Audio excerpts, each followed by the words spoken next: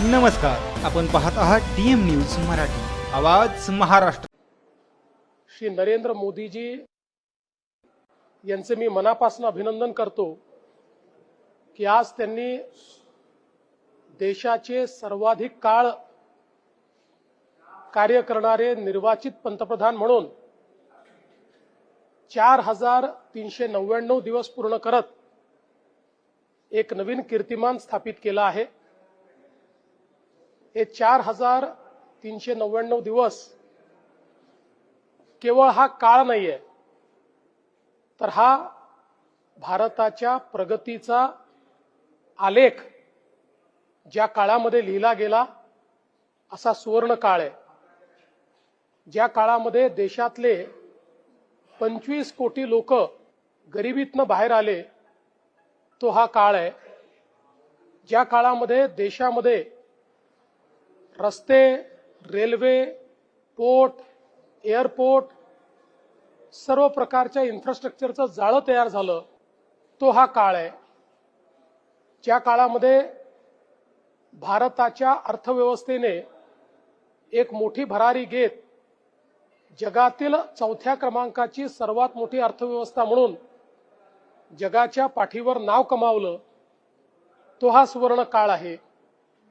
ज्या काळामध्ये शेतकऱ्यांकरता सिंचनाच्या सोयी उपलब्ध करून देण्याकरता सर्वाधिक निधी केंद्र सरकारने दिला तो हा काळ आहे। ज्या काळामध्ये आत्मनिर्भर भारत हा तयार होताना आपण बघितला आणि विशेषतः ऑपरेशन सिंदूरच्या माध्यमातून जगाच्या पाठीवर भारताची शक्ती आपण दाखवू शकलो। जो भारत संपूर्ण शस्त्रास्त्र आयात करत होता, आज तो हजारो कोटी रुपयाचे शस्त्रास्त्र निर्यात करतोय। अशा प्रकारचा आत्मनिर्भर भारत, ज्या भारताने यूपीआयच्या माध्यमातून डिजिटल पेमेंट सिस्टीम गेटवे जगाला दिला आणि जगातले 30 देश हा डिजिटल पेमेंट गेटवे वापरतायत, असा भारत मोदीजींनी उभा केला आहे। या भारताच्या तरुणाईच्या स्वप्नांना मोठे पंख देण्याचं कार्य हे मोदीजींनी या काळामध्ये केलेलं आहे। आणि म्हणूनच मला असं वाटतं की केवळ लॉंगेस्ट सर्व्हिंग असं नाही, तर ज्यांच्या सर्व्हिसला, ज्यांच्या सेवा कार्याला संपूर्ण देश लक्षात ठेवेल, विकास भी विरासत भी अशा पद्धतीनं ज्यांनी कार्य केलंय त्या माननीय प्रधानमंत्री महोदयांचे मी मनापासून आभार मानतो। गेल्या 12 वर्षामध्ये भरभरून अशा पद्धतीनं माननीय मोदी साहेबांनी दिलाय। आपल्या सर्वांनाच कल्पना आहे, आपले जवळपास 100 धरणं पूर्ण करण्याकरता केंद्र सरकारने आपल्याला मदत केली।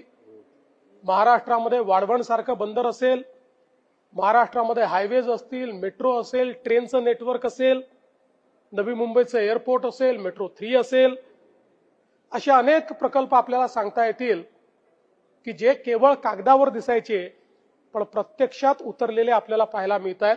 आणि म्हणून महाराष्ट्राच्या जनतेच्या वतीनेही आमच्या या लाडक्या प्रधानमंत्री महोदयांचं मी मनपूर्वक अभिनंदन